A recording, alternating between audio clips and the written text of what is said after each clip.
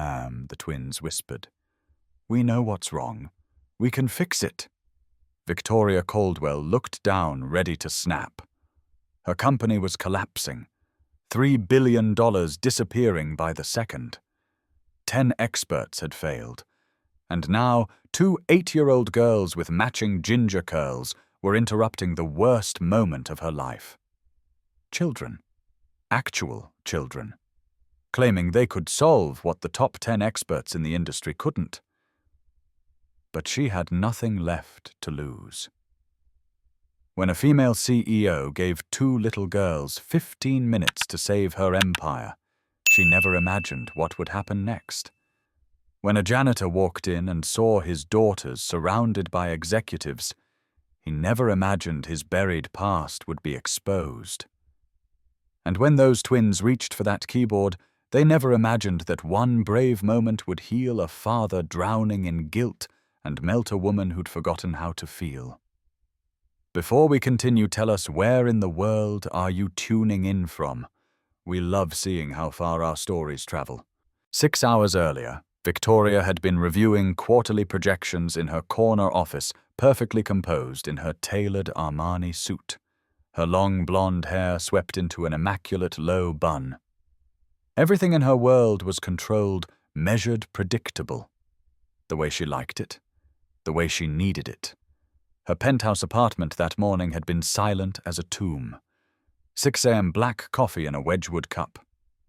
Financial reports spread across imported marble countertops. No photos on the walls. She'd removed them all 3 years ago. They felt like accusations, reminders of relationships she'd sacrificed for this empire. Her phone buzzed. Her sister Rachel. Again. Victoria swiped it away without reading. They hadn't spoken in 2 years, not since Rachel's daughter's birthday party that Victoria had missed for a board meeting. Some wounds Victoria had decided were easier to ignore than heal. She studied her reflection in the floor-to-ceiling windows overlooking Seattle. 33 years old, CEO of a tech company worth billions, respected, feared, utterly alone. "Success doesn't need relationships," she whispered to her reflection. The mantra she'd lived by since she was 7 years old. The memory surfaced before she could stop it. Her father's office papers everywhere, her mother crying in the kitchen. 7-year-old Victoria, hiding in the closet, hands pressed over her ears, trying to block out the sound of her parents fighting. "If only I'd worked harder." Her father's voice raw with desperation. "I gave everything to that business." 3 days later, his car disappeared down their driveway for the last time. Victoria watched from her bedroom window as her mother collapsed on the front lawn, sobbing. She'd decided then, in that moment, she would never be helpless, never need anyone, never let love make her weak. And she'd succeeded. Built an empire, proved she was worth something. But standing in that office at 9:47 a.m., when her CTO burst through the door, his face the color of old newspaper, none of that mattered. "We've been hacked," he gasped. "It's catastrophic." The operations center was chaos incarnate. Screens flashed angry red. 10 specialists hunched over keyboards, their fingers flying, sweat beading on foreheads, despite the Arctic air conditioning. The virus, elegant, sophisticated, impossible, was draining client assets at a rate that made Victoria's stomach lurch. "Status," she barked, her voice cutting through the panic. "We can't isolate it," her lead engineer said. Voice cracking. "It's rewriting itself every 37 seconds. Every countermeasure we deploy, it adapts. We've never seen anything like this." Victoria watched the numbers climb on the massive center screen. 2 billion, 2.5 billion, $3 billion evaporating while the best minds in cybersecurity scrambled uselessly. Her hands clenched so tight, her knuckles went white. Everything she'd sacrificed.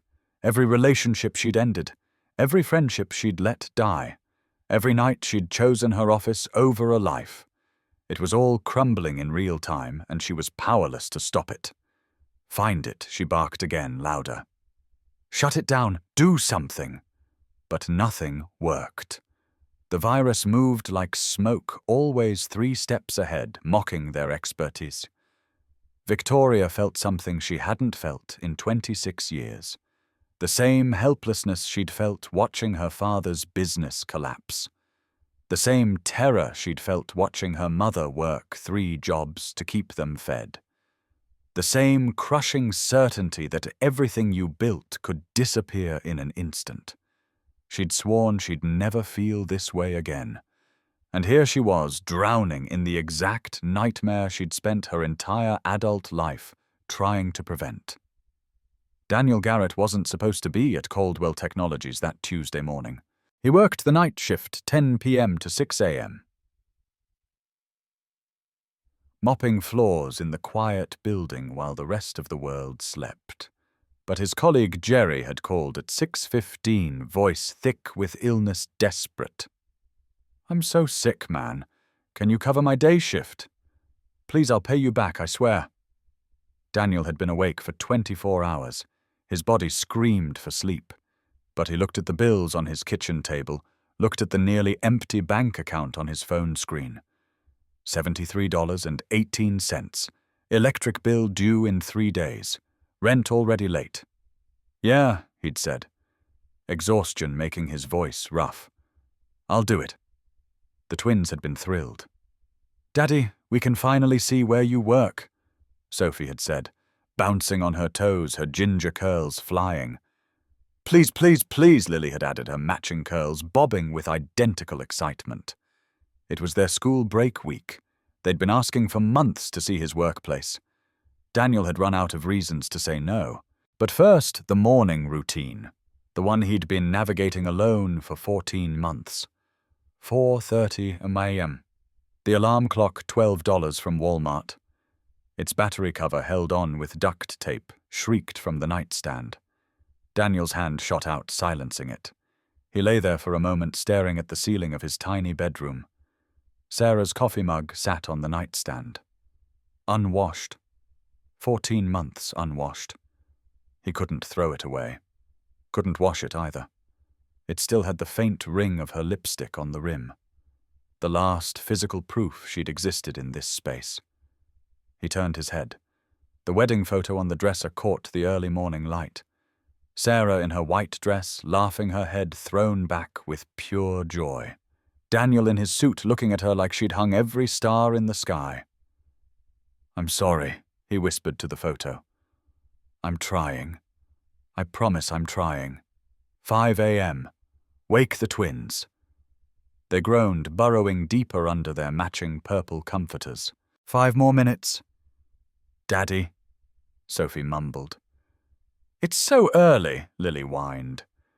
Daniel sat on the edge of Sophie's bed, then Lily's gently shaking their shoulders. "Come on, girls. Daddy's got to work today. Up we go." The kitchen was his battlefield. Make breakfast. Toast in the toaster, eggs in the pan. The toast burned while he focused on the eggs. The eggs turned out too runny because he pulled them off to save the toast. He stared at the mess, defeated, before the day had really started. "It's okay, Daddy," Sophie said, appearing in the doorway. "We like crunchy toast." "And jiggly eggs," Lily added, though her nose wrinkled. "Hair. God, the hair." Daniel grabbed the brush-faced Lily first. Her ginger curls tangled into impossible knots overnight. He tried to be gentle, really tried, but she winced anyway. "Ow, Daddy. Not so hard. Sorry, baby. Sorry." His hands, rough from pushing mops and hauling trash, weren't made for this delicate work. He managed messy ponytails. They looked nothing like the elaborate French braids Sarah used to create. Sophie touched hers, looking in the mirror. "Mommy used to do French braids," she said softly. Daniel's throat closed. "I know, sweetheart. I'm sorry. Daddy's still learning." "It's okay," Lily said, hugging his leg. "We like your ponytails." They were lying. He knew they were lying, but he loved them for it. Pack lunches, peanut butter and jelly juice boxes, cookies from the store brand that came in the plastic tray. He'd tried making homemade cookies once. They'd come out hard as rocks. The twins had pretended to eat them, then fed them to the neighborhood squirrels when they thought he wasn't looking. His phone buzzed. Bank notification. He opened it with dread. $73.18. Electric bill, $93 due Thursday. Rent, $800 already, 5 days late. Medical bills from Sarah's cancer treatment stacked on the counter unopened. He couldn't face them. Not today. Maybe not ever. The twins needed new shoes. Winter was coming. Their current sneakers had holes in the toes. After next paycheck, he'd promised yesterday when Lily showed him her worn-out sole. I promise, baby. 7 a.m. School bus late. Panic clawed at Daniel's chest. He couldn't be late to cover Jerry's shift. Couldn't risk this job. Couldn't risk anything. Get your backpacks. We're driving. He drove too fast, knuckles white on the steering wheel, the twins silent in the back seat. They knew. 8 years old, and they already knew when Daddy was stressed, when Daddy was drowning, when Daddy was barely holding on. I'm sorry, he said as he pulled up to the school. Daddy's just tired. It's okay, Daddy. Sophie said, We love you. We know you're doing your best, Lily added. He watched them walk into school, matching purple backpacks, matching ginger curls, holding hands like they always did. His heart ached with love so fierce it felt like drowning. The call from Jerry had come as Daniel sat in his car, trying to find the energy to drive to his own apartment, to sleep for 3 hours before his day shift. When Jerry asked him to cover, when Jerry's voice cracked with desperation, Daniel couldn't say no.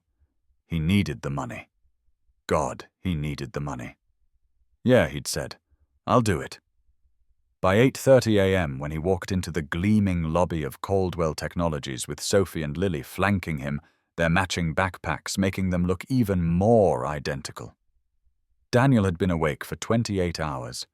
The building during daylight hours felt foreign, filled with people in sharp suits, the energy of productivity humming through every corridor, so different from the empty, silent halls he knew at night. He took them to the small janitor's break room on the second floor, worn couch-scratched table coffee maker that had seen better decades. Stay here, okay? Daniel knelt at their level, making sure they understood. I need to grab supplies from storage. I'll be right back. Don't wander off. We promise, Daddy, Sophie said solemnly. Cross our hearts, Lily added, making the gesture across her chest. Daniel kissed both their foreheads and headed down the hallway, his heart heavy with exhaustion and love, and the constant gnawing fear that he wasn't enough, that he'd never be enough. The twins lasted exactly 5 minutes. Do you hear that? Sophie whispered, tilting her head toward the door. Lily nodded. Raised voices, hurried footsteps, something electric and wrong in the air. We should stay here, Lily said, but she was already standing. Just a quick look, Sophie agreed, moving toward the door. They slipped out and followed the sound up the stairs. The commotion grew louder with each floor. Shouts, rapid keyboard clicks, tension so thick you could taste it. At the doorway of a massive operation center they stopped. Dozens of people crowded around enormous screens. Code, beautiful, complex, deadly, flowed across the displays. At the center stood a woman with blonde hair pulled back tight, her face pale, her hands clenched so tight her knuckles had gone white. Her voice cut through the chaos like broken glass. Sophie and Lily understood immediately. The patterns, the panic, the desperation. This was a cyber attack, and it was winning. They'd seen this before. Sort of. Late at night, when they thought Daddy was asleep, they'd pull out the laptop hidden under Sophie's bed. The one Daddy didn't know about. The one Aunt Maria had given them last Christmas with a wink and a "don't tell your father." They'd taught themselves to code. Started with simple programs, moved to complex ones. They'd hacked into their own school's system once just to see if they could. They'd fixed it immediately, left everything better than they'd found it, told no one. Because Daddy couldn't know. Daddy had quit his job to be with them, quit something he loved. Because of Mommy. Because of the accident. Because technology and work and all of it reminded him of what he'd lost. So they'd hidden their passion, protected him from it, loved him enough to bury the thing that made them feel most alive. But now, standing in this doorway, watching this woman's company die in real time, they exchanged that look. The one only twins could share. An entire conversation in a glance. Should we? What if they don't listen? What if Dad finds out? But Dad always said to help when we can. Sophie remembered the night months ago when they'd been walking home and saw an elderly man struggling with groceries. Daniel had stopped immediately, helped carry bags up 3 flights of stairs. The man had offered money. Daniel had refused. "We help when we can, girls," he'd said, as they walked away. "Always. That's what makes us human. Decision made." They stepped into the room. Sophie reached up and tugged the blonde woman's sleeve. Victoria looked down, startled. 2 little girls with matching ginger curls stood before her, completely out of place in her war room. They couldn't have been more than 7 or 8 years old, wearing matching purple backpacks with juice boxes clipped to the straps. "Yes," Victoria snapped, patience worn to nothing. "Who are you? How did you get in here?" "We can help," Lily said quietly. "What?" Victoria's voice dropped to dangerous levels. "The virus," Sophie added, pointing at the screen. "We can stop it." For a moment, Victoria could only stare. These were children, barging into a corporate catastrophe with backpacks and juice boxes, like this was some kind of game. "This isn't a game," Victoria said, her voice ice. "Where are your parents? How did you even get up here?" "Our dad works here," Sophie said quickly. "He's getting supplies. But please, Mom, really, we can help. That's a polymorphic worm with recursive encryption," Lily said, her 8-year-old voice matter of fact as she studied the screens. "It's brilliant, actually. But there's a pattern." "A what?" A senior engineer spun around in his chair, staring. "The virus is rewriting itself every 37 seconds," Sophie explained, stepping closer to the screens. "That's why you can't isolate it. But it leaves trace signatures in the system memory, like footprints in sand. If you track the ghost footprints instead of chasing the active code," Lily continued, "you can predict where it'll resurface and build a cage around it." The room went silent. Every head turned. 2 little girls were speaking like they'd written a textbook on advanced cybersecurity. "Your father works here," Victoria repeated slowly, her brain struggling to process. "Doing what?" "He's a janitor," Sophie said simply. "Night shift usually. He's covering for someone today." "We came with him because it's school break," Lily added. "He told us to stay in the break room." The CTO stepped forward, staring at the twins like they'd materialized from another dimension. "How old are you 2? 8, they said in perfect unison. "Let them try," someone called from the back of the room. "We've got nothing to lose." "We've already lost everything," another engineer muttered. Victoria's instincts screamed to refuse. It was absurd. Impossible. 8-year-old children solving what 10 experts couldn't. But she looked at the screens showing her company bleeding out, at her team of experts who'd exhausted every option, at these 2 little girls who stood there with calm confidence as if they did this every day. She made a split-second decision that would change her life. "Fine," she said. "Give them a terminal." Sophie and Lily moved like they'd been born to this. Their fingers danced across the keyboard in perfect synchronization. One typing, one monitoring, speaking in half sentences that completed each other's thoughts. Opening backdoor protocols. Tracking memory signatures. Pattern emerging at Sector 7. Building containment parameters. The room held its collective breath. Code flowed across the screen. The twins worked with an efficiency that bordered on supernatural. their young faces illuminated by the blue glow, their concentration absolute. Victoria watched, transfixed. Who were these children? 10 minutes passed. The hemorrhaging slowed. 12 minutes. The virus faltered its adaptation cycles, breaking down. 15 minutes. It stopped. $3 billion sat frozen but recoverable. The attack neutralized, the impossible solved. The operation center erupted. Shocked exclamations, disbelief. Engineers crowding around the terminal examining the elegant solution the twins had coded. "How did you, Sophie Lily?" The voice from the doorway cut through everything. Male, strangled, terrified. Daniel Garrett stood there in his janitor's uniform, a box of cleaning supplies forgotten in his hands, his face white as chalk. His daughters were surrounded by executives and engineers, their hands still on the keyboard, and his greatest fear was realized. "What did you do?" The twins spun around. Victoria saw something that cracked her icy exterior just a fraction. Genuine fear on their faces. Not fear of punishment, fear of disappointing him, fear of causing him more pain.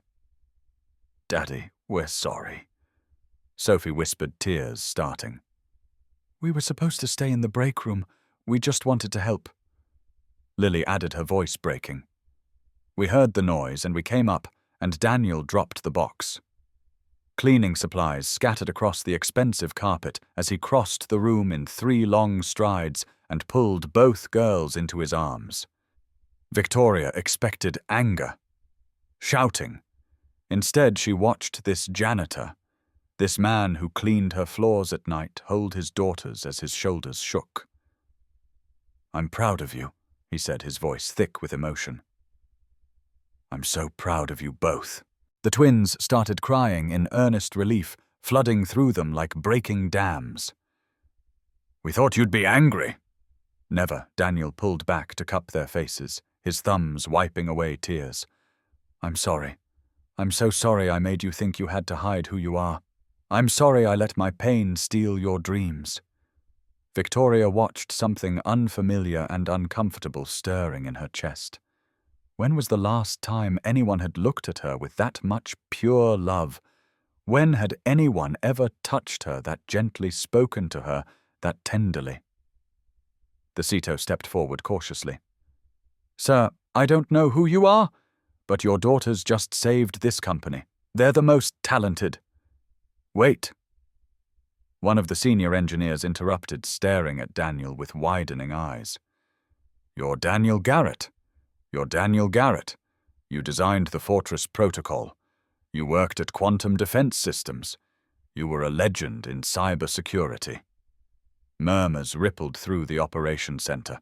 Engineers pulled out phones, searching. Someone pulled up an old article. Dr. Daniel Garrett, youngest recipient of the Mitchell Award for Excellence in Cyber Defense. What Victoria's mind reeled. "Not now," Daniel said quietly but firmly. He stood keeping the twins close, his body language screaming that this conversation was over. "Thank you for letting them help." His voice was polite, but closed off. A wall slamming down. "Come on, girls. Wait." Victoria's voice cut through the murmurs. She stepped forward, her heels clicking on the floor. "Please." Daniel paused, looking at her wearily. Exhaustion carved into every line of his face. "Your daughters just saved my company." Victoria said, her voice softer than anyone in that room had ever heard it. "They saved everything I've built. Please let me thank them properly. Dinner tomorrow night. My treat." "That's not necessary," Daniel said, already shaking his head. "I insist." Victoria looked at Sophie, and Lily saw their hopeful expressions. They deserve to be celebrated for what they did today. "Please, Daddy," Sophie whispered. "It's just dinner," Lily added. Daniel hesitated, torn between his instinct to protect his privacy and the twins' eager faces. These girls who'd already sacrificed so much, who'd hidden their brilliance to protect him from more pain. "All right," he said finally. "Just dinner." Victoria felt something crack in her chest. Relief, anticipation, something she couldn't name. Tomorrow evening. 7 p. I'll text you the address. Daniel nodded, collected the cleaning supplies, and left with the twins. As they disappeared down the hallway, Victoria heard Sophie's voice float back. "Did you see all those computers, Daddy? I saw them, baby." "Were you mad?" A pause. "No, sweetheart, I was proud, so proud." Victoria stood alone in the operations center as her team returned to stabilizing systems and securing the recovered assets. She stared at the terminal where 2 8-year-old girls had accomplished the impossible. That evening, Victoria returned to her penthouse at 8 p.m. Later than usual, despite the crisis being resolved. She'd stayed at the office mind-racing, unable to focus on anything except those 2 little girls and their father. She opened her refrigerator. Expensive wine. Yogurt from last month probably spoiled. Takeout containers she'd forgotten to throw away. The same food waste she always found because she never actually lived here. Just existed.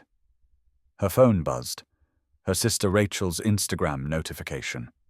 A photo of a family dinner. Rachel, her husband, their 3 kids all laughing around a table loaded with homemade food. The caption, "Grateful for these moments." Victoria stared at it until her vision blurred. When was the last time someone had laughed in this apartment? When had she last shared a meal with anyone who wasn't a business associate? She couldn't remember. She poured wine she didn't want, sat on a pristine couch she'd never broken in, and tried to remember what happiness felt like. The memory of Daniel's hands cupping his daughters' faces wouldn't leave her mind. The tenderness, the pure, uncomplicated love. She'd built an empire. But watching that moment, she'd felt poorer than she'd ever felt in her life. "What am I doing?" she whispered to her empty apartment. The silence didn't answer. Victoria arrived at the restaurant 15 minutes early, a family-friendly Italian place she'd chosen after Googling best restaurants for kids Seattle. She'd never been to a family restaurant before. Wasn't sure what to expect. She'd changed outfits 3 times, settled on designer jeans and a cashmere sweater. Casual for her. Probably still overdressed. She sat at the table she'd reserved, checking her phone every 30 seconds. Why was she nervous? This was just dinner. A thank you. Nothing more. 7 p.m. exactly. The door opened. Daniel walked in with Sophie and Lily flanking him. He wore clean jeans and a button-down shirt. His best clothes clearly worn at the edges but carefully maintained. The twins wore matching dresses pink with white flowers, their ginger curls done up in those messy ponytails their father managed. Victoria stood awkwardly. "Hi. Thank you for coming." "Hi, Miss Caldwell." The twins chorused, bright and unafraid. Daniel's hand rested on each of their shoulders, protective. "Thank you for the invitation." His voice was polite, distant, guarded. They sat, ordered drinks. The waiter brought coloring pages and crayons for the twins, who dove in immediately. So Victoria said, trying to find safe ground, "What grade are you in?" "3rd, Sophie said, not looking up from her drawing. "We're in Mrs. Patterson's class." Lily added, "That's nice. Do you like school?" "It's okay," Sophie said. "The math is easy, reading is better." Victoria nodded, already running out of small talk. She dealt with board members and investors, not 8-year-olds. "What made you start your company?" Lily asked suddenly, looking up from her coloring page. The question caught Victoria off guard. Adults didn't ask her that. They assumed they knew. Money, power, ambition. She started, then surprised herself by being honest. "I wanted to prove I was worth something." "You're worth lots of things," Sophie said seriously. "Like, at least 15 things, maybe even 20. Victoria laughed. A real laugh that surprised her. 15 things? That's pretty generous. We could make a list if you want. Lily offered, completely sincere. Maybe after dinner, Victoria said, smiling. Daniel watched this exchange, his expression softening slightly. His daughters so easily offering kindness, so naturally seeing the good in people. The food arrived. Mac and cheese for the twins, grilled chicken for Victoria, a burger for Daniel. They ate, the twins chattering about their coloring pages. This tree is Algorithm's tree, Sophie explained, showing Victoria her paper. That's the squirrel we told you about, the one who breaks into your bird feeder? Victoria remembered, genuinely interested. Yes, we had to engineer a pulley solution with counterweights, Lily said, her hands gesturing wildly, so only birds light enough could land on the feeder. Did it work? Victoria asked. For 3 days, Sophie said with a grin. Then Algorithm figured out the pulley connectors and broke them. We had to respect the hustle. Victoria laughed again. Really laughed. The sound felt foreign in her own throat. When was the last time she'd laughed like this? Daniel was smiling too. Just slightly, watching his daughters bring joy to this stranger. But when Victoria turned to him, tried to ask about his past, his smile vanished. So you worked in cybersecurity before. I'm just a janitor now, Daniel said, his voice flat. That's all there is. The walls slammed up. Victoria could see it happening, the warmth draining from his expression replaced by careful blankness. Awkward silence settled over the table. Want to hear about our volcano project? Lily broke the tension, bless her. I'd love to, Victoria said, grateful. The twins launched into an elaborate explanation of their science fair project. Baking soda and vinegar reactions, structural engineering of the volcano shell, color-coding the lava flow with food coloring. Victoria found herself genuinely engaged, asking questions, learning, watching Daniel's hands as he helped illustrate the twins' explanations, drawing on napkins with the provided crayons. He had nice hands, strong, rough from work, but gentle when he touched his daughter's hair, their shoulders. When dinner ended, they walked out together. The evening air was cool, September in Seattle, summer fading into fall. Thank you for dinner, Daniel said, polite as ever. The girls really enjoyed it. Maybe we could do this again, Victoria heard herself ask. Daniel hesitated. We'll see. Thank you for dinner, Victoria. He used her first name. Not Miss Caldwell. Just Victoria. It felt intimate somehow. Good night, she said. Night, Miss Victoria, the twins called, waving, as Daniel shepherded them toward his old Honda Civic. Victoria watched them go, watched Daniel open the back doors for his daughters, make sure their seatbelts were fastened, ruffle their hair before closing the doors, watched him pause before getting in the driver's seat, his hand on the roof, his head bowed like he was gathering strength. She stood in the parking lot long after they'd driven away, feeling something she couldn't name. An ache, a longing, a recognition that she was watching something she'd never had and desperately wanted. Family, warmth, belonging, everything she'd traded for success. That night alone in her penthouse, Victoria couldn't sleep. She stood at her floor-to-ceiling windows looking out at the city lights, a glass of wine in her hand she wasn't drinking. The memory came unbidden, always did when she let her guard down. She was 7 years old, small for her age, hiding in her closet with her hands pressed over her ears, trying to block out the sound of her parents fighting. How could you let this happen? Her mother's voice sharp with panic and anger. I worked as hard as I could, her father desperate, broken. I gave everything to that business, and now we have nothing. The house is gone. Marcus, the bank is taking everything. Young Victoria curled tighter in her closet, surrounded by her dresses and shoes, the only safe space she knew. She didn't understand business or banks or mortgages. She just understood that her father's company had failed, that they were losing their house, that everything was falling apart. "If only I'd worked harder," her father said, his voice cracking. "If only I'd sacrificed more. If only you'd paid attention to what mattered," her mother screamed. "But you were too busy trying to prove yourself." 3 days later, Victoria watched from her bedroom window as her father loaded his car. 2 suitcases, a box of papers. He didn't look back at the house, didn't wave, just got in his car and drove away. Her mother collapsed on the front lawn, sobbing. Neighbors came out, helped her inside.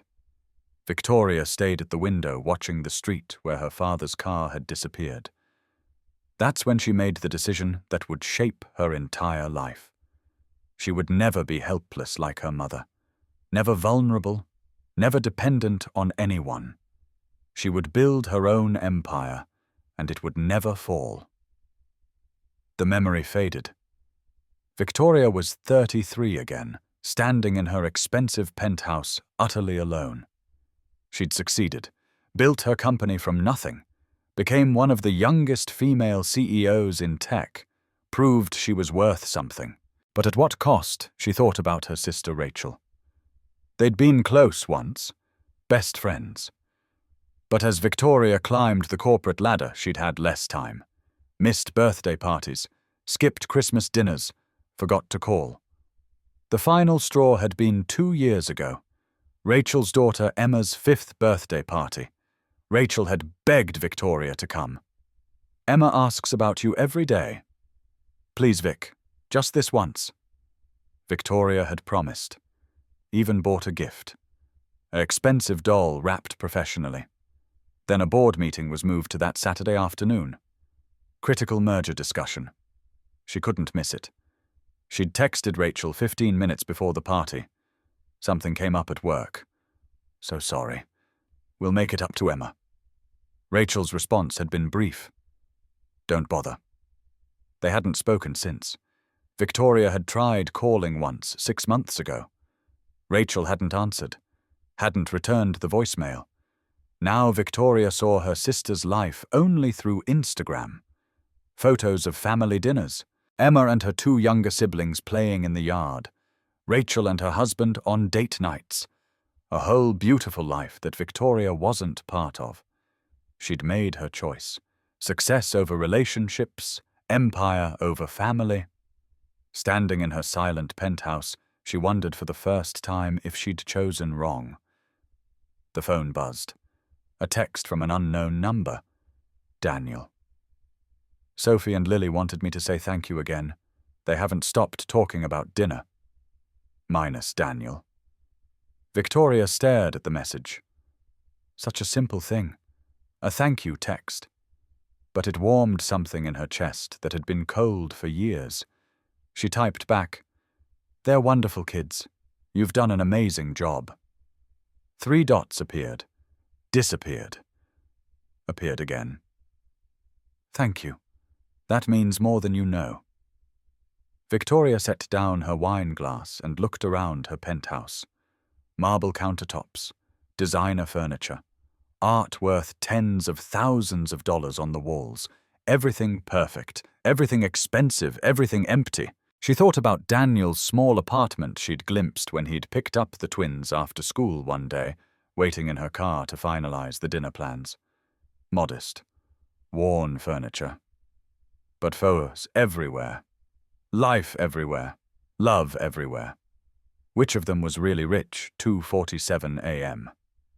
Daniel jolted awake, sheets soaked with sweat. His heart hammered against his ribs. The dream. Always the same dream. Sarah's car driving toward him in slow motion, her smile through the windshield waving. "I'm coming to get you, love. See you soon." Then headlights from the side. Too bright. Too fast. The drunk driver running the red light at twice the speed limit. Metal crunching. Glass shattering. Sarah's scream cut short. Silence. Daniel stumbled to the bathroom, his hands shaking so badly he could barely turn on the faucet. He splashed cold water on his face, but it didn't wash away the images, didn't wash away the guilt. He stared at his reflection. 35 years old, looking 50.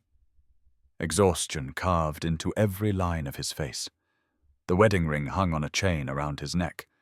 He'd tried wearing it on his finger for 6 months after. Couldn't do it. It felt like a lie. He wasn't a husband anymore, just a widower, just a single father drowning. But he couldn't take it off either. Couldn't put it in a drawer. So he wore it on a chain close to his heart, a constant reminder of what he'd lost. "I'm sorry," he whispered to his reflection. "Sarah, I'm so sorry." If he'd left work on time that night, if he'd taken the girls home when Sarah first called instead of asking for another hour, if he'd just said no to one more project, one more late night, one more deadline, she'd still be alive, still be here, still be their mother. A soft knock on the bathroom door. Daddy Sophie stood in the doorway, her stuffed dinosaur dragging on the floor. 8 years old and already too familiar with her father's nightmares. "I heard you crying." Daniel tried to smile, to lie, to protect her. "I'm okay, sweetheart." "No, you're not." She crossed the small bathroom and climbed into his lap where he sat on the edge of the tub. Small arms wrapped around his neck. "It's okay to miss Mommy. I miss her too." Daniel broke. Held his daughter and cried. Again. Always again. The grief never stopped. Just changed shape. "Mummy wouldn't want you to be sad forever," Sophie whispered against his shoulder. "She told me before she left." Daniel pulled back, looking at his daughter's face. "What, at the hospital? Before the surgery she didn't wake up from." Sophie's voice was small but steady. "She told me and Lily that if something happened to her, we had to make sure Daddy kept living. Not just breathing, really living." Tears streamed down Daniel's face. She said that Sophie nodded. She said Daddy might be sad for a while. But we had to remind him that life is still beautiful, even when it hurts. Daniel held his daughter tighter, his heart breaking and healing at the same time. "I'm trying, baby. I promise I'm trying. I know, Daddy. We see you trying." They sat there on the bathroom floor until Sophie fell asleep against his chest. Daniel carried her back to her bed, tucked her in next to Lily, who'd crawled into her sister's bed at some point, seeking comfort in closeness. He stood in their doorway, watching them sleep. His girls. His reason for breathing. His reason for enduring this crushing guilt day after day. He thought about Victoria, about how she'd laughed at dinner, really laughed, about how she'd listened to the twins' stories with genuine interest, about how for just a moment he'd felt something other than grief. It terrified him. 5 a.m. The alarm went off. Daniel had maybe slept another hour, fitful and full of fragments of dreams he was grateful he couldn't remember.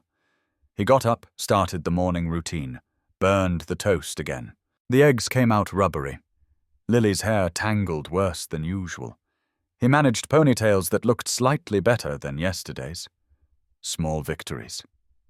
"Daddy, you look tired," Lily said at breakfast. Her young face creased with worry. "I'm fine, baby. Just a bad dream." The twins exchanged glances. That look again. That communication only they shared. "Was it about Mommy?" Sophie asked gently. Daniel's hand stilled on his coffee mug. He couldn't lie to them, wouldn't lie to them. "Yeah, sweetheart, it was about Mommy."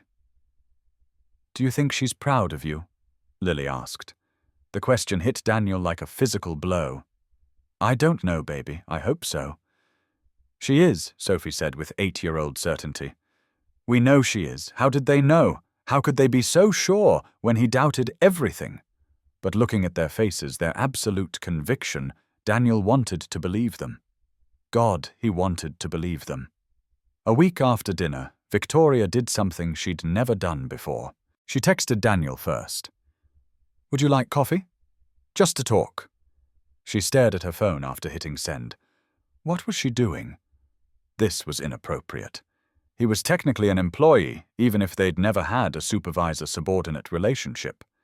This crossed boundaries, but she couldn't stop thinking about him, about the twins, about the warmth they'd brought to that dinner, about how for 2 hours she'd felt like a person instead of a CEO. 2 hours passed before Daniel responded. "I'm working." Victoria deflated. Of course. He was probably sleeping. He worked nights. Then another text. "After my shift, 7 p.m. Her heart lifted. "Yes, I'll send you the address." She spent the afternoon distracted, checked her phone every 5 minutes, couldn't focus on reports or emails or the 100 things demanding her attention. At 6:45 p.m., she was sitting in a small cafe across from Caldwell Technologies, nervous in a way she hadn't been since her first board presentation 15 years ago. 7 p.m. exactly. Daniel walked in, still in his janitor's uniform. No time to change, probably. Came straight from his shift. He looked exhausted, deep circles under his eyes. But he'd come. They sat, ordered coffee. "Thank you for coming," Victoria said. "What did you want to talk about?" Daniel's voice was guarded, polite but distant. Victoria realized she hadn't thought past asking him here. I don't know, actually." The honesty surprised them both. "I just felt like I should thank you properly for raising such amazing kids." Daniel's expression softened slightly. "They're easy to love." "They are." Victoria agreed. "But love doesn't teach them to code like that. That took dedication, time, patience. They taught themselves mostly," Daniel said. "I didn't even know they could code until yesterday. They hid it from you, to protect me."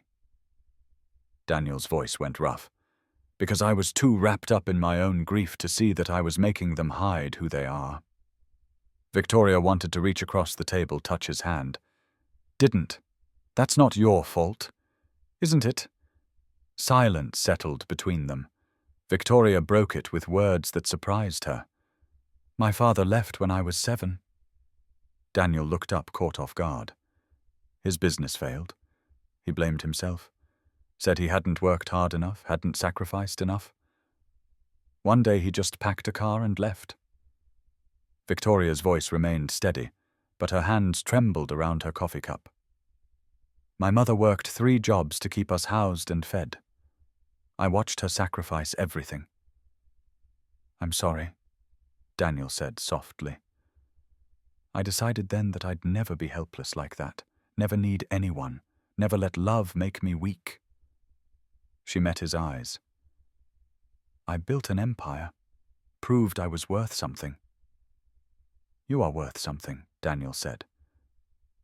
"Am I?" Victoria's voice cracked. "I'm 33 years old. I have more money than I could spend in 10 lifetimes. I run a successful company, and I'm completely, utterly alone." She hadn't meant to say that, hadn't meant to be that vulnerable, but something about Daniel's quiet presence, his own obvious pain, made honesty feel safe. "Why are you telling me this?" Daniel asked. "Because when I saw you with your daughters..." Victoria swallowed hard. "I realized I don't have anyone who looks at me that way, and I don't know how to change it." Daniel was quiet for a long moment. When he spoke, his voice was careful. "Grief makes you do strange things." It wasn't a full answer, but it was something.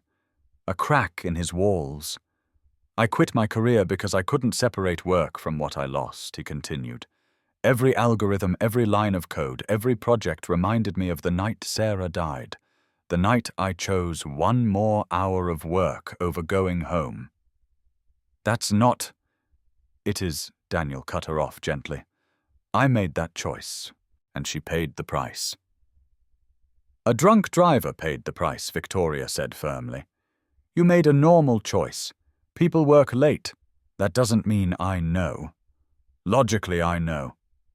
Daniel rubbed his face. But guilt doesn't care about logic. They sat in silence again. But this time it felt different. Less awkward. More like two people sitting with shared pain, not trying to fix it, just acknowledging it existed. I'm starting to think, Daniel said slowly, that maybe I hurt my girls by hiding. By running from technology, from what I loved, I taught them to hide too. They adore you, Victoria said. You're doing better than you think. Thanks for the coffee, Victoria. Daniel stood, left money on the table, even though Victoria protested.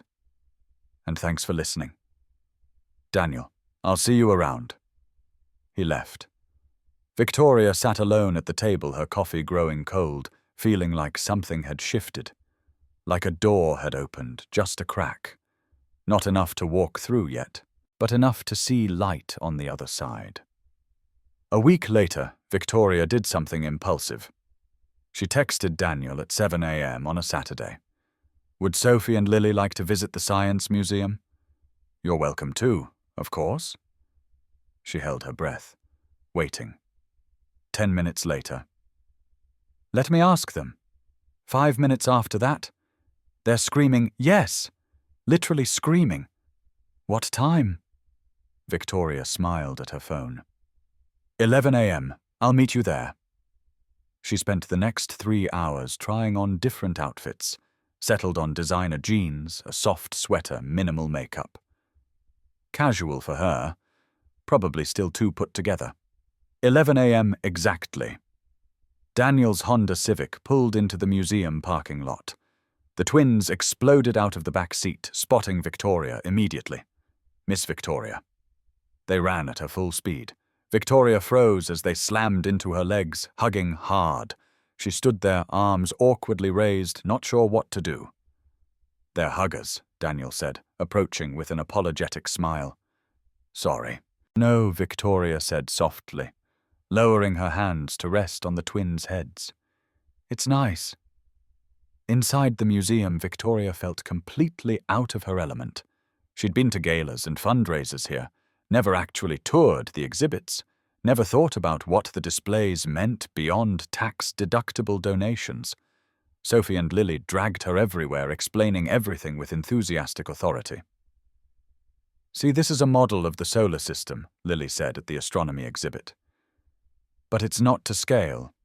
If it was, Pluto would be in the parking lot. Is Pluto still a planet? Victoria asked. Dwarf planet, Sophie corrected gently. Since 2006? They moved through physics exhibits? Biology displays the technology wing. Everywhere they went, the twins transformed dry museum placards into living stories. At the quantum mechanics display, Sophie tried to explain entanglement. So these two particles, they're connected. Even if they're on opposite sides of the universe. What happens to one affects the other instantly. Victoria frowned. That doesn't make sense. Nothing travels faster than light. That's what makes it quantum, Lily said excitedly. It doesn't make sense. But it's real. My brain hurts. Victoria admitted. Daniel laughed.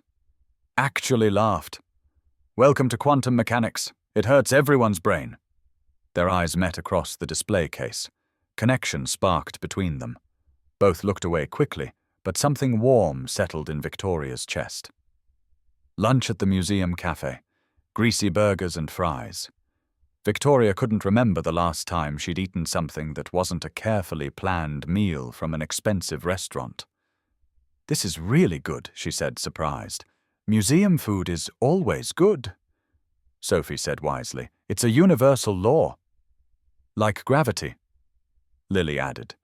Daniel was more relaxed than Victoria had ever seen him, laughing at the twins' explanations, teasing Victoria gently when she couldn't understand a physics concept.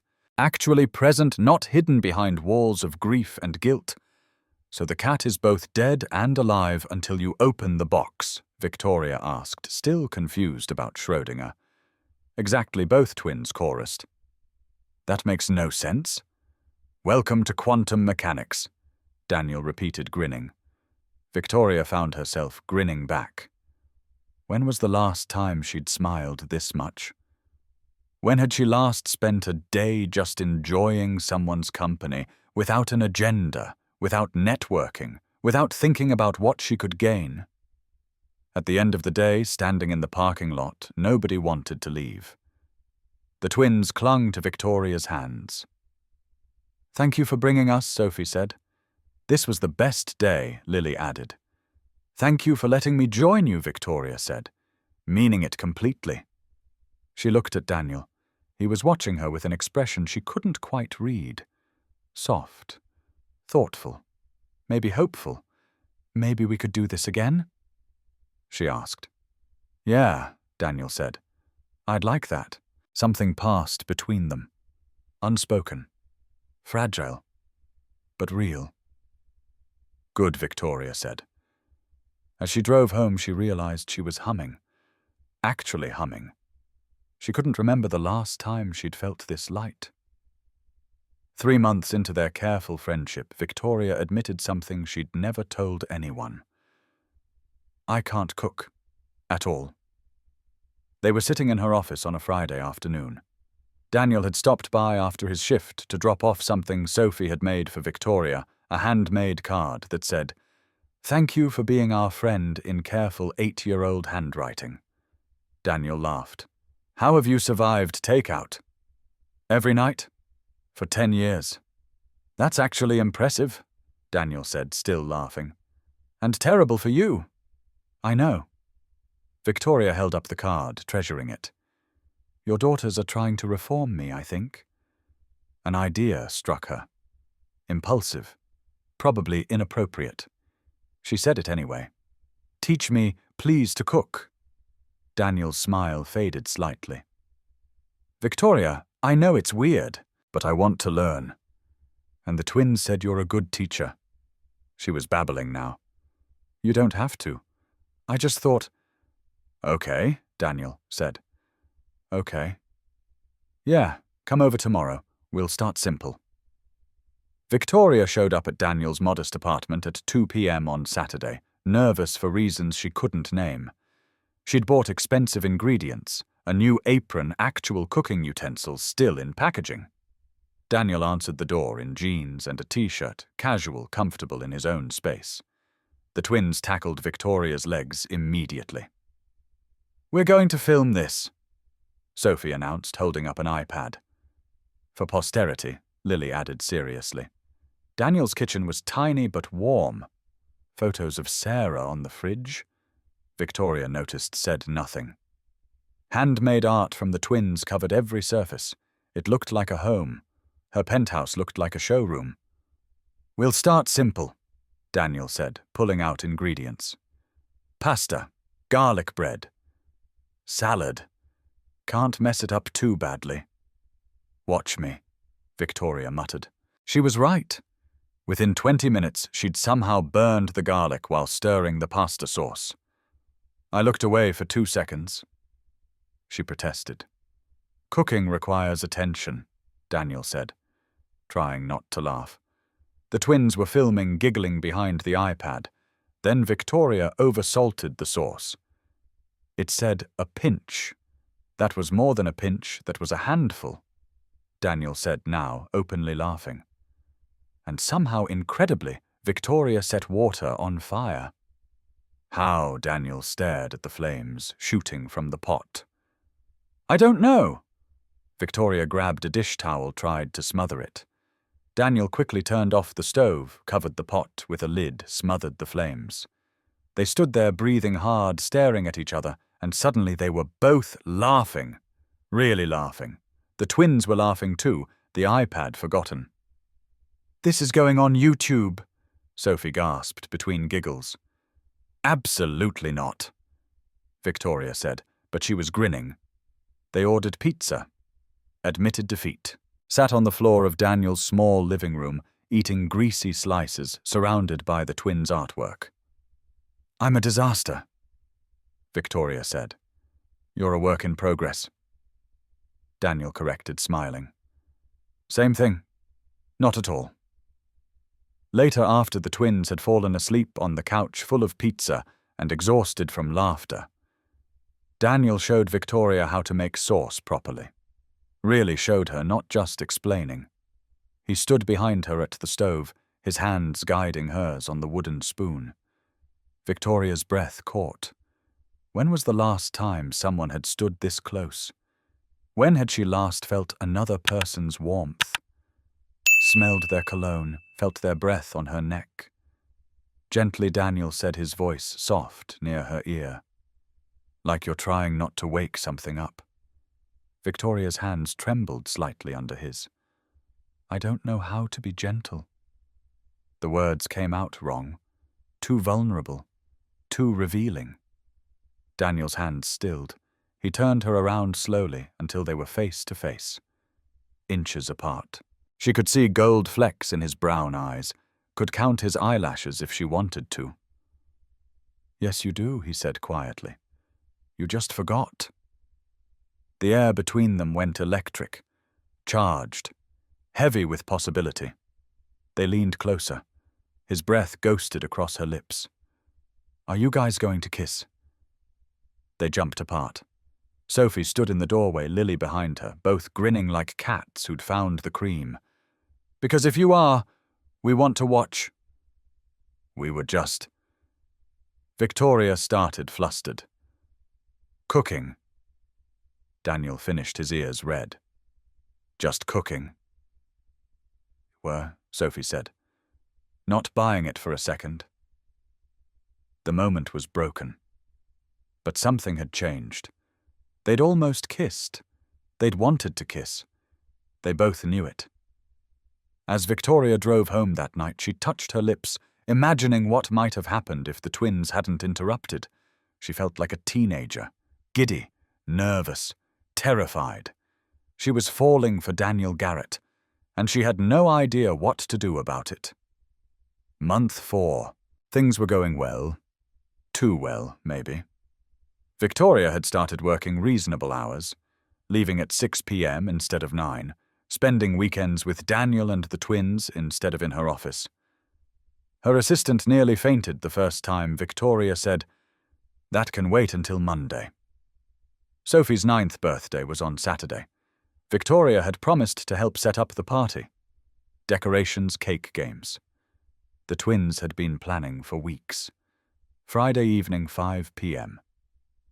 Victoria was packing up her desk when her phone rang. The board chairman. Victoria. We have a crisis. The Meridian merger. It's falling apart. Her stomach dropped. $500 million deal. 6 months of negotiations. What happened? Their CEO is threatening to walk. Says we misrepresented our asset valuation. It's nonsense, but he's using it as leverage. We need you here. Now. Victoria looked at her watch. It's Friday evening. Can't this wait? This is a $500 million deal, Victoria. If we lose it, our stock price tanks, our board revolts, and you'll be out on your ass. I'll be there in 20 minutes. She hung up. Texted Daniel. Something came up at work. I'm so sorry. Emergency. His response came quickly. You promised the girls. Guilt twisted her stomach. I know, this is a $500 million deal. I have to. And she's 9 years old, and you promised. Victoria stared at his text. He was right. She knew he was right. But this was her company. Her responsibility, $500 million. You don't understand how business works, she typed. Long pause. Then, and you're becoming exactly what you said you'd never be again. The words hit like a slap. Victoria sat in her car, hands shaking. But she started the engine, drove to the office, walked into the emergency board meeting. She spent 6 hours in that conference room. Negotiations, phone calls with Meridian's CEO, restructuring terms. Finally, at 11 p.m., they saved the deal. Excellent work, Victoria, the chairman said, clapping her shoulder. This is why you're the CEO. Victoria felt nothing. No triumph, no satisfaction, just hollow exhaustion. She drove to Daniel's apartment. Knew she shouldn't. Knew she'd probably make it worse. But she needed to see the girls. Needed to explain. She knocked at 11:30 p.m. Daniel answered, his expression carefully blank. "Can I come in? The girls are asleep." "Daniel, please?" "You chose work over a 9-year-old's birthday, Victoria." His voice was quiet, disappointed. Somehow that was worse than anger. "What do you want me to say?" "I had a crisis." "There's always a crisis, always something more important. That's not fair, isn't it?" Daniel stepped into the hallway, pulling the door mostly closed behind him, keeping their voices from waking the twins. "You're becoming exactly what you said you feared, exactly like your father." Victoria flinched. The truth hurt more than any lie. "I'm trying," she said, hating how her voice cracked. "This is all new to me. I don't know how I know you're trying," Daniel said, gentler now. "But they're children. They don't understand trying. They just know you didn't show up. I'll make it up to them. That's what my father used to say." Daniel's voice went hard again. "Always the next time. Always later. Until later never came." They stood in the hallway, the fluorescent lights harsh overhead, and Victoria felt everything crumbling. "What do you want from me?" she whispered. "I want you to choose," Daniel said. "Really choose. Because they can't handle being disappointed over and over. They've already lost their mother. I won't let them lose anyone else." "I'm not. I think we need some space," Daniel said. Victoria's heart stopped. "You're ending this. I'm protecting my daughters. They've lost too much already. Please don't do this. I'm not doing anything. You did this." Daniel's eyes were sad. "Figure out what you really want, Victoria. When you know, call me." The door closed. Victoria stood alone in the hallway, the harsh lights buzzing overhead, and felt her carefully constructed world fall apart. Victoria made it to her car before she started crying. Sat in Daniel's parking lot at midnight, tears streaming down her face, unable to catch her breath. He was right. God, he was right about everything. She'd become her father, choosing work over people who mattered, making promises she didn't keep, always putting business first. The $500 million deal felt meaningless now. Hollow. What was the point of building an empire if she had no one to share it with? She drove home, stood in her empty penthouse, looked at the photo from the museum trip she'd printed and framed. The only personal photo in her entire apartment. Sophie and Lily grinning at the camera. Daniel's gentle smile, Victoria herself laughing genuinely for once. "What am I doing?" she asked the empty room. The next week was hell. Victoria threw herself into work. 18-hour days. Barely sleeping. Barely eating. Her assistant tried to intervene. "Victoria, you need to go home." "I'm fine." "You're not fine. You haven't left this office in 2 days." Victoria snapped. "This is my office. My company. I'll leave when I decide to leave." The assistant backed off. Victoria regretted it immediately. "I'm sorry. That was unprofessional. But the damage was done. She was becoming a monster. The exact kind of boss she'd always sworn she'd never be. On day 5, she had a panic attack. Middle of a board meeting. Couldn't breathe. Couldn't see. Had to excuse herself. Stumbled to her office, collapsed in her chair with her head between her knees. Her assistant found her there, called her a car, forced her to go home. Victoria spent that night curled on her couch alone, staring at the photo from the museum, at Sophie and Lily's faces, at Daniel's gentle expression, at her own smile, genuine and unguarded.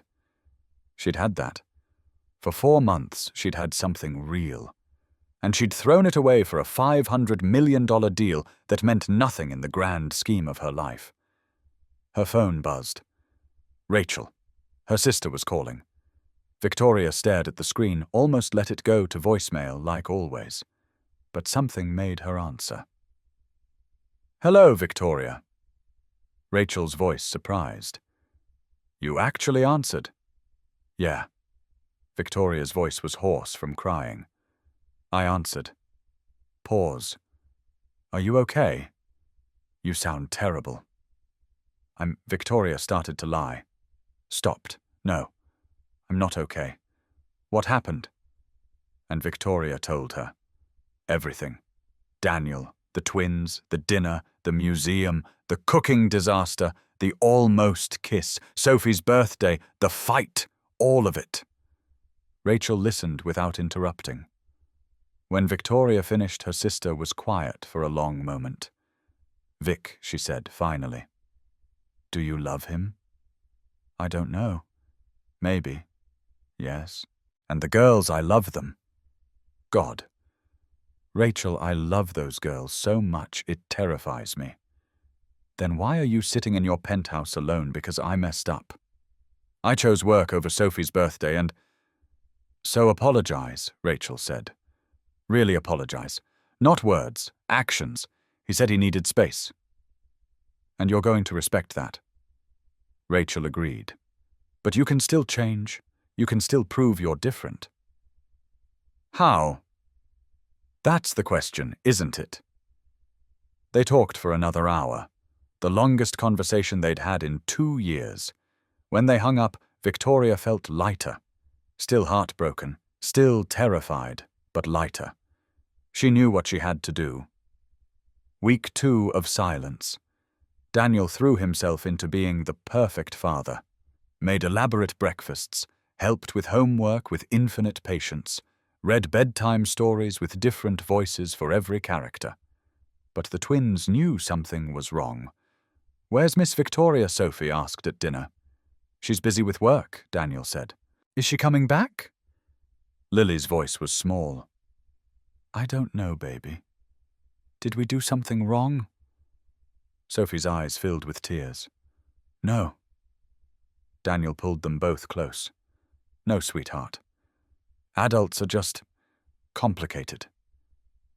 "But you miss her," Lily said. "We can tell." Daniel couldn't deny it. "Yeah, I miss her. We miss her too." That night, after the twins were asleep, Daniel sat on his couch staring at his phone.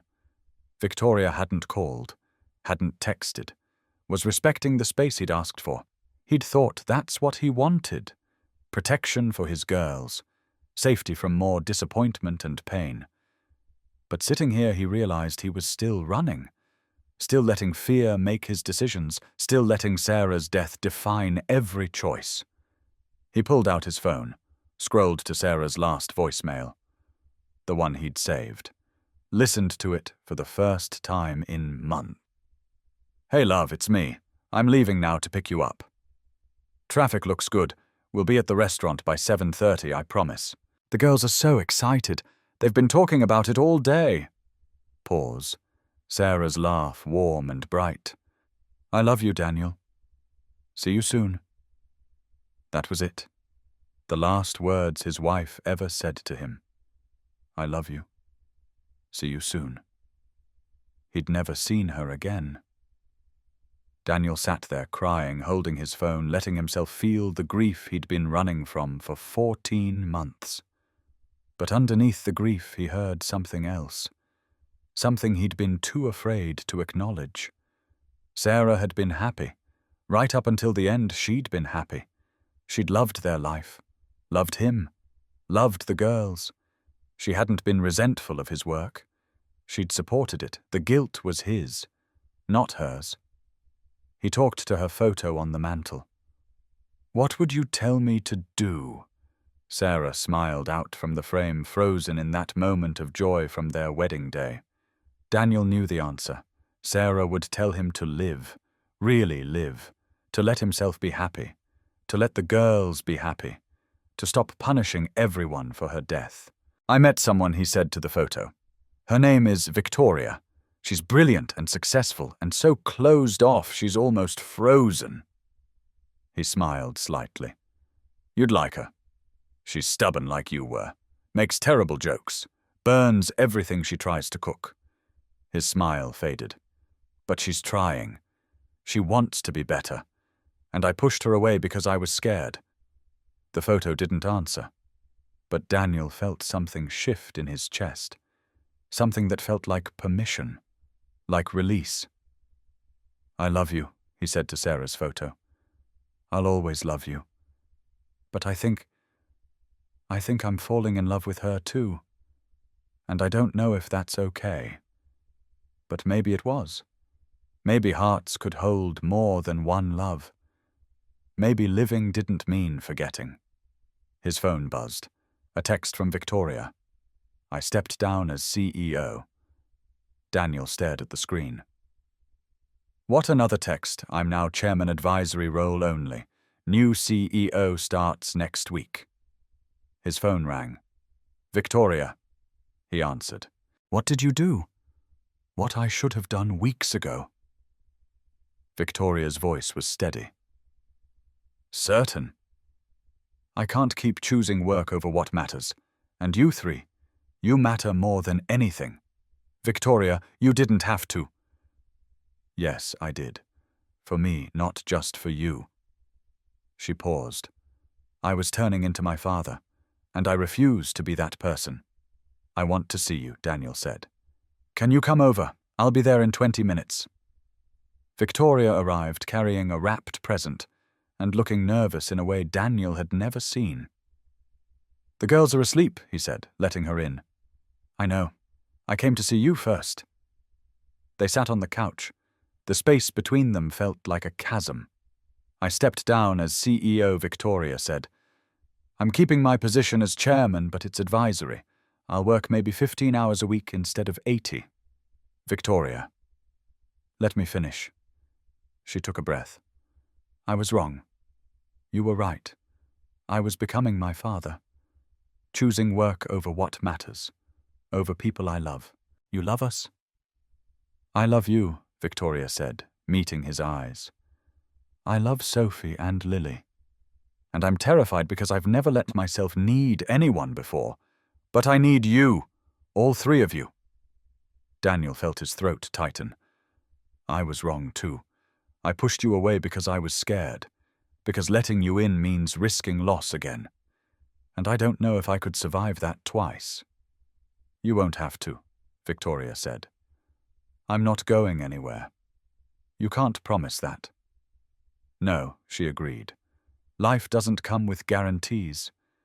But I can promise to show up, to choose you, to put you three first.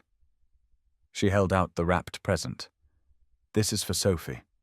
I know it's late, but I wanted her to have it. Daniel took the gift. What is it? Open it tomorrow with her. But it's a laptop, professional grade, for her coding projects, for both their coding projects. Victoria, that's too much. It's not enough, not even close. Victoria's eyes filled with tears. I missed her birthday. I let her down. Let you all down, and I can't take that back. But I can do better. Be better. You're already better than you think, Daniel said softly. He reached for her hand. She took it, squeezing tight. I missed you, he whispered. I missed you too. Every single day. They sat there holding hands, two broken people learning to trust again. Learning that love could exist alongside fear, that choosing to be brave was its own kind of strength. The girls ask about you constantly, Daniel said. I was hoping... Victoria started nervously.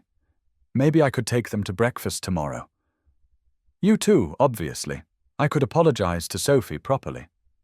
She'd like that, Daniel said. They both would. And after Victoria asked, Where do we go from here? Daniel looked at their joined hands. Forward. Slowly. Together. I'd like that. He leaned in slowly, giving her time to pull away. She didn't. Their lips met, gentle and careful and full of promise. When they pulled apart, both were smiling. "I should go," Victoria whispered. "Let you sleep." "Stay," Daniel said. "Just a little longer." She stayed. 3 months passed. 3 good months. Victoria kept her promise. Left work at reasonable hours, showed up for school events, helped with homework, made terrible attempts at cooking that always ended with laughter and pizza. She'd moved into a house instead of her penthouse, something with a yard. Room for the girls to play. Daniel and the twins spent weekends there. It felt like practice for something neither Victoria nor Daniel had named yet. But something real. Something permanent. Then the letter arrived. Daniel was making breakfast when he saw it in the mail. Certified. From a law firm. His hands shook as he opened it. Petition for custody modification.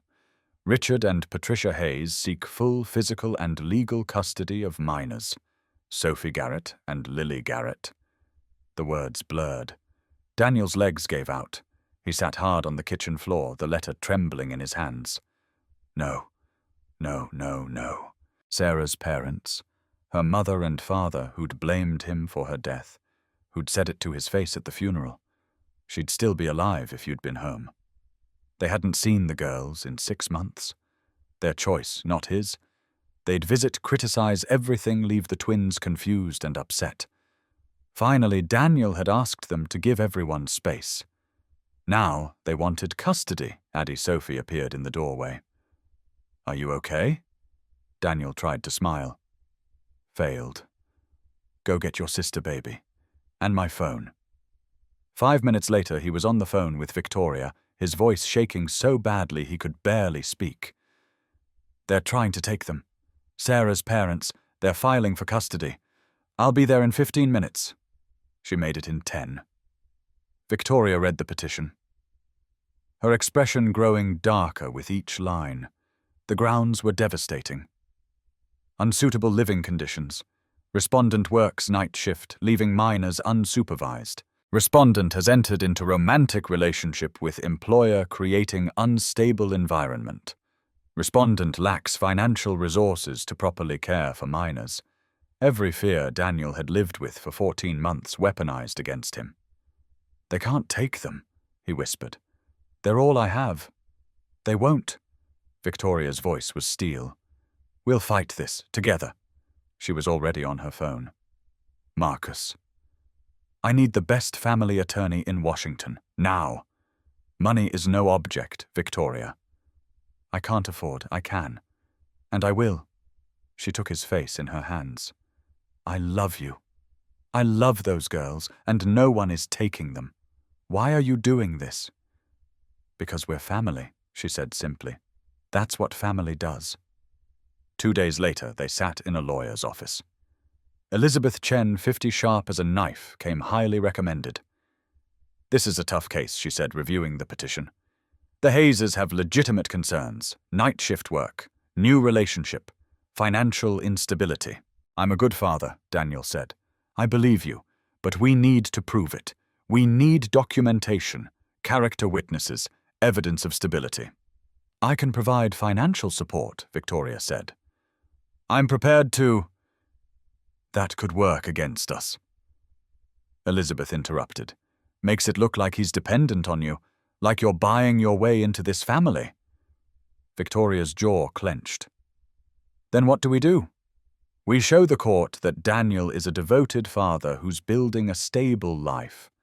We show that the girls are happy, healthy, thriving. And we show that the Hayeses' real motivation is grief, not the children's best interest."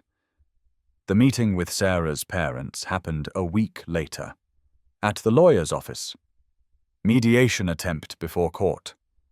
Richard and Patricia Hayes looked older than Daniel remembered. Grief had carved deep lines in their faces, but their eyes were hard when they looked at him. "We just want what's best for the girls," Patricia said, her voice tight. "Then let them stay with their father," Victoria said. "And who are you?" Richard's voice dripped disdain. "Victoria Caldwell." Daniel's his boss. Richard cut her off. Yes, we know. Dating your employee. Very professional. I'm not his boss anymore, Victoria said calmly. And my relationship with Daniel is none of your concern.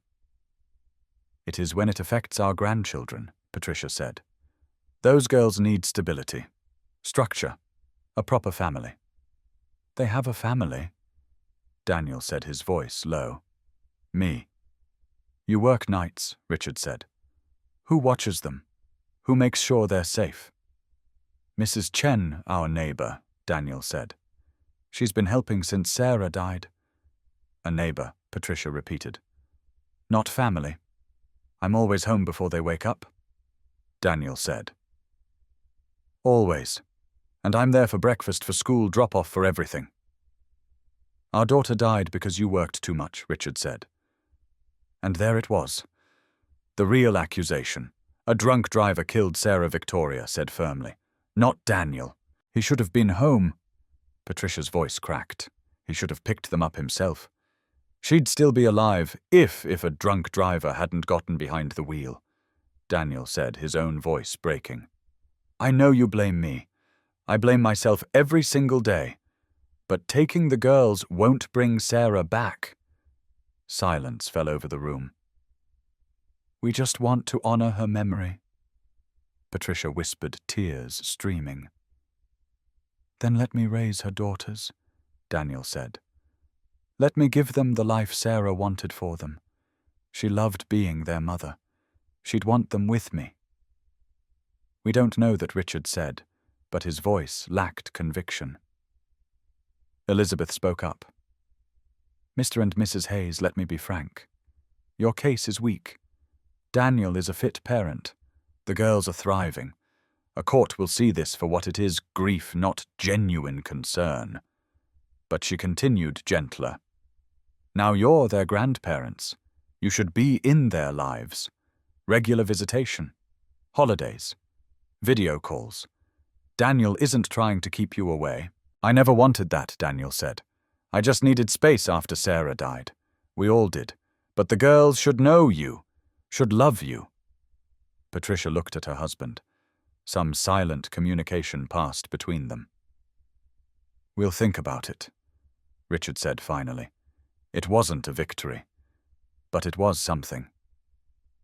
That night, after the twins were asleep, Daniel fell apart.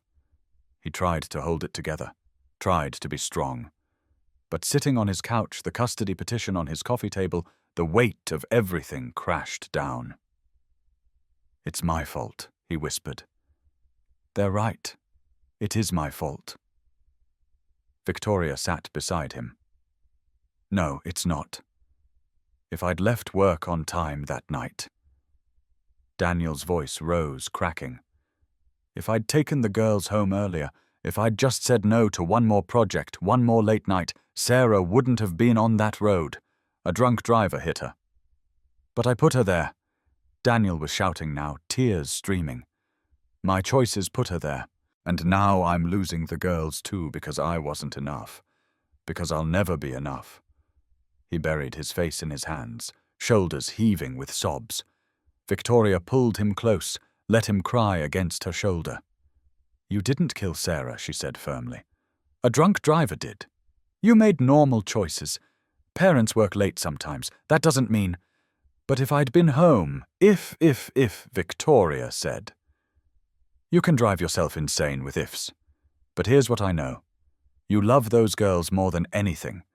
You've sacrificed everything for them. You quit your career. You work yourself to exhaustion. You're there for every breakfast, every bedtime story, every nightmare. It's not enough, Daniel whispered. It's more than enough. Victoria cupped his face, made him look at her. You're not perfect. Nobody is. But you're a good father. The best father those girls could have.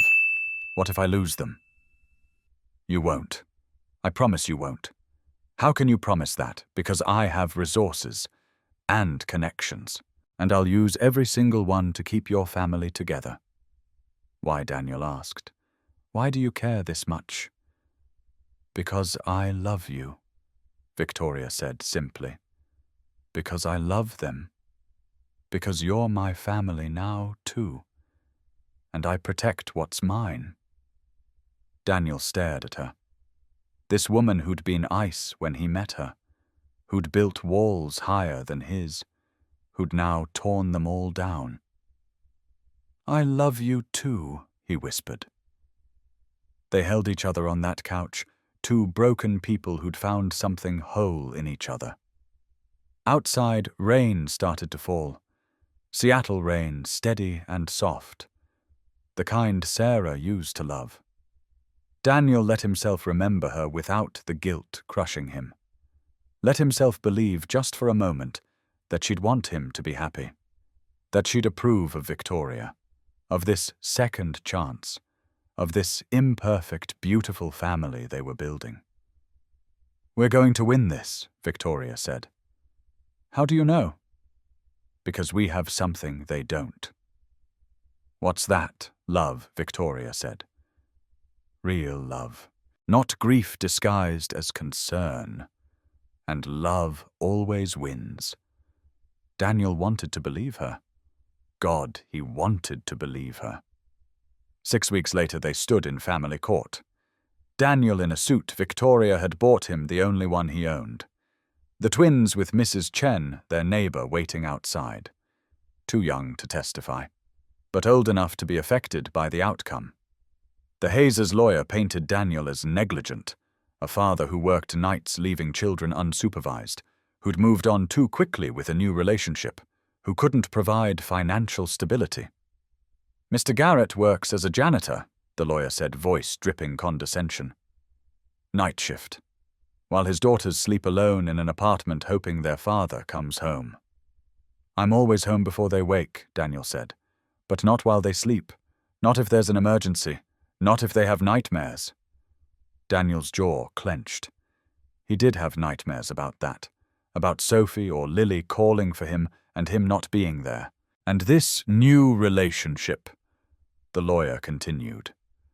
With Victoria Caldwell, his former employer.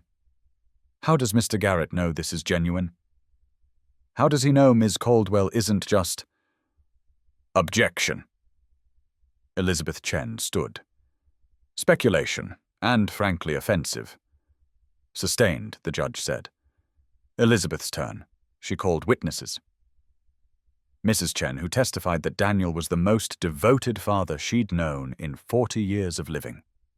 Teachers from the twins' school who described Sophie and Lily as happy, well-adjusted, thriving students. Daniel's former colleagues from Quantum Defense Systems who testified to his character. Then Victoria took the stand. How long have you known Mr. Garrett? Elizabeth asked. 6 months. And in that time, what have you observed? Victoria looked at Daniel. I've seen a man who puts his children first. Always. Who works himself to exhaustion to provide for them. Who helps with homework he barely understands. Who braids their hair even though he's terrible at it. A few people in the courtroom smiled. Who cries at night thinking he's failing them? Victoria continued, her voice thick with emotion. Even though he's not. Who gave up a brilliant career because it reminded him of losing his wife? Who loves those girls more than his own life? And your relationship with Mr. Garrett? I love him, Victoria said simply. I love all 3 of them. They're my family. Do you have any financial interest in this case? None. I'm here because Daniel is the best father I've ever known, and those girls are lucky to have him. The Hayes' lawyer cross-examined. Ms. Caldwell, isn't it true you offered to financially support Mr. Garrett? I offered to help if needed, to buy his compliance, his affection, to help someone I love, Victoria said firmly. That's what people do. You've known them 6 months. That's hardly I've known them long enough to see who Daniel really is, Victoria interrupted. Long enough to see how much those girls love their father. Long enough to know that ripping them away from him would destroy them. She looked at the Hayes. I understand your grief. I can't imagine losing a child, but this isn't about Sarah anymore. It's about Sophie and Lily, and they need their father. The judge called a recess. 90 minutes later they returned. This court has reviewed all testimony and evidence, the judge said. While the court acknowledges the concerns raised by the petitioners, there is no evidence of neglect or unfitness. Daniel held his breath. Mr. Garrett has demonstrated himself to be a devoted, capable parent. The minor children are thriving in his care. This court sees no reason to disrupt their stable home environment. Petition for custody modification is denied. Mr. Garrett maintains full custody. The Hayses are granted standard grandparent visitation rights, 1 weekend per month and alternating holidays. The gavel fell. Daniel's knees buckled. Victoria caught him, held him up. "We won," she whispered. "You won." The twins burst through the courtroom doors, Mrs. Chen behind them trying to catch them. They crashed into Daniel, wrapping around him. "Daddy, we get to stay with you. You get to stay with me," Daniel said, voice breaking. "Forever." They stood there in the courthouse, holding each other. A family that had almost been torn apart, now held together by love and determination and the courage to fight. The Hayses left quietly, defeat and grief heavy on their shoulders. Victoria felt a pang of sympathy. They'd lost their daughter. That pain didn't just go away. But the girls needed their father, and Daniel had proven himself. As they walked out of the courthouse into the afternoon sun, Sophie grabbed Victoria's hand, Lily grabbed Daniel's, and they stood there as a unit. "Can we get ice cream?" Lily asked. "We can get anything you want," Daniel said, laughing through tears. "Ice cream and Victoria comes home with us?" Sophie asked hopefully. Victoria looked at Daniel. He smiled and nodded. "Yeah," Victoria said. "I can do that." They walked to the car. A family made not by blood alone, but by choice. By showing up. By fighting for each other. And for the first time in 14 months, Daniel felt something that wasn't guilt or fear. He felt hope. A week after the custody battle, Daniel did something he'd been avoiding for 14 months. He asked Victoria to come with him to visit Sarah's grave. "I need to do something," he said. "And I need you there." Victoria understood. This wasn't just about visiting. This was about moving forward. About giving himself permission. They drove to the cemetery on a Saturday morning. The twins brought flowers. Daisies, Sarah's favorite. Daniel carried their wedding photo, the one that used to sit on his mantel. Victoria hung back as they approached the headstone. "This feels private. You're part of this now," Daniel said, reaching for her hand. "Come here."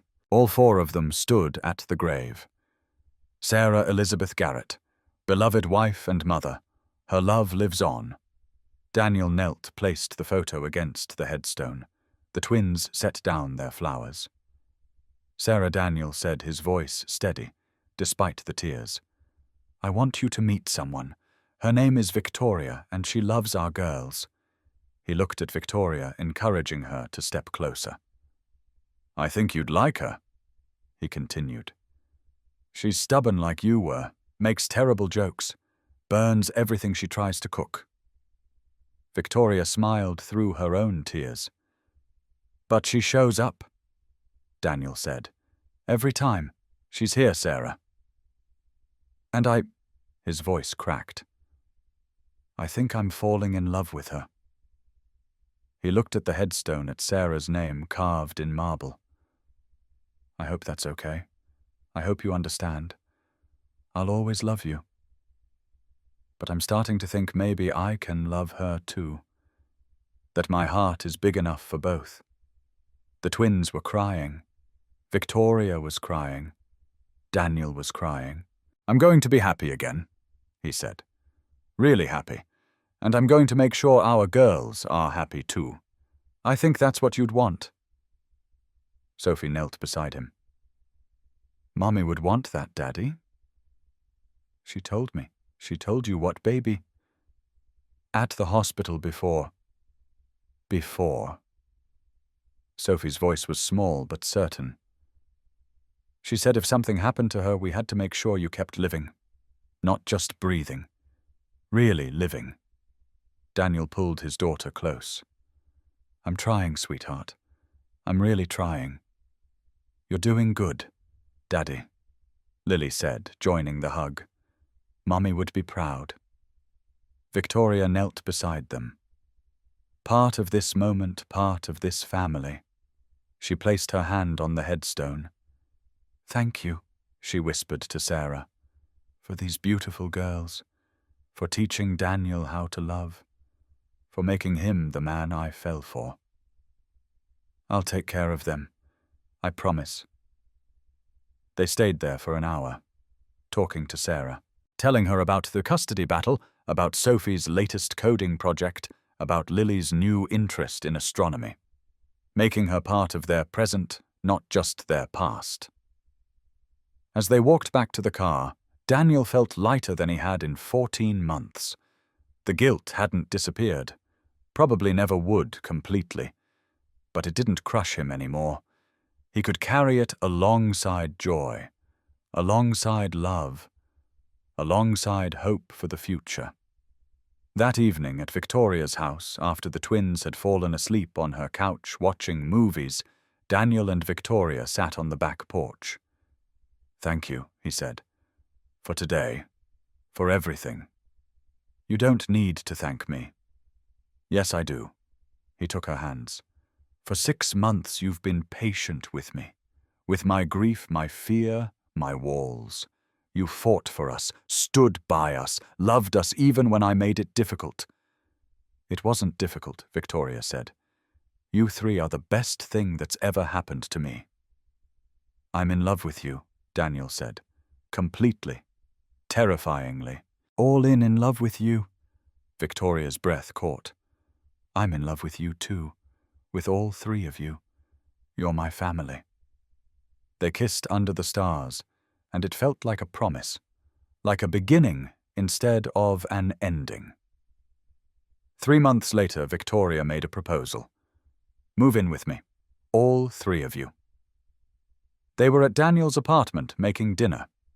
Well, Victoria was attempting to make dinner while Daniel supervised. She'd gotten better. Things only burned occasionally now. Your house, Daniel asked carefully. That's your space. It's never felt like home, Victoria said. Not until you three started visiting. But honestly, I was thinking we could get something new. Something that's ours. Victoria, a house with a yard. Sophie wants a dog, right? And somewhere with space for you to set up a home office. You've been talking about maybe doing consulting work. You've thought about this. I've thought about everything, Victoria admitted. I want this Daniel. I want us to be a real family. The twins who'd been pretending to do homework, but obviously eavesdropping, erupted from their room. We're getting a dog. Victoria laughed. If your dad says yes. Daniel looked at his daughter's hopeful faces, at Victoria's nervous smile, and felt his heart expand. Okay, he said. Let's do it. House hunting was an adventure. Sophie wanted 5 bedrooms in case we have more family. Lily wanted a library. Daniel wanted a garage. Victoria wanted a kitchen bigger than a closet. They found a place in a quiet neighborhood. 4 bedrooms, a yard with trees perfect for climbing a finished basement Daniel could use as an office. It needed work, but it was theirs. Moving day was organized chaos. The twins ran through empty rooms, voices echoing. Daniel and Victoria carried boxes, assembled furniture, argued good-naturedly about where things should go. The couch goes here, Victoria said. It blocks the walkway. Daniel countered. It faces the fireplace better. Functionality over aesthetics. They compromised. The couch went diagonal. It worked perfectly. That first night in the new house, they ordered pizza and ate sitting on the floor. No furniture assembled yet, but together. This is home, Sophie said, looking around. Yeah, Lily agreed. It is. Victoria looked at Daniel. He smiled and nodded. "Yeah," they said together. "It is." The next months brought adjustments. Not everything was perfect. They fought over small things, dishes in the sink, scheduling conflicts, different parenting philosophies. Victoria forgot a parent-teacher conference. Old habits dying hard. Daniel was hurt, but they talked through it. She set phone reminders, triple-checked her calendar, showed up to everything for the next month until he believed she was really trying. Daniel struggled with letting Victoria help financially, pride and shame warring in him. Victoria sat him down, explained that marriage meant sharing everything, good and bad. He slowly accepted help without feeling like a failure. The twins fought sometimes, jealous of each other's time with Victoria. Normal sibling rivalry made more intense by their history of loss. But they worked through it with family meetings every Sunday morning. Everyone got to voice concerns. It wasn't perfect, but it was real. It was theirs. It was family. 6 months after moving in, Daniel enrolled in online courses, starting to think about returning to tech consulting, not the breakneck pace of his old career, but something meaningful, using his skills again. Victoria worked part-time from home, 15 hours a week as chairman, advisory calls, board meetings, but always home for dinner, always present for the girls. They found balance, not perfectly, but genuinely. Saturday mornings became sacred. Family breakfast tradition. Daniel cooked, Victoria helped without burning things. The twins set the table. They'd eat together, talk about the week plan adventures. Sunday afternoons they'd go to the park, feed ducks, play frisbee. Be a normal family doing normal family things. And slowly, steadily they healed. All 4 of them. Building something beautiful from broken pieces. 1 year after the data breach, Victoria took them all back to Caldwell Technologies. "I want to show you something," she said. The building felt different now, not intimidating, just familiar. They took the elevator to the operations center. It had been renovated. Warmer colors, natural light, photos on walls of team members and their families, not the sterile corporate space it used to be. "This is where we met," Victoria said, standing in the center, "where everything changed, where we fixed the virus." Sophie said proudly, "Where I stopped running." Daniel added softly, taking Victoria's hand, "Where I learned what matters."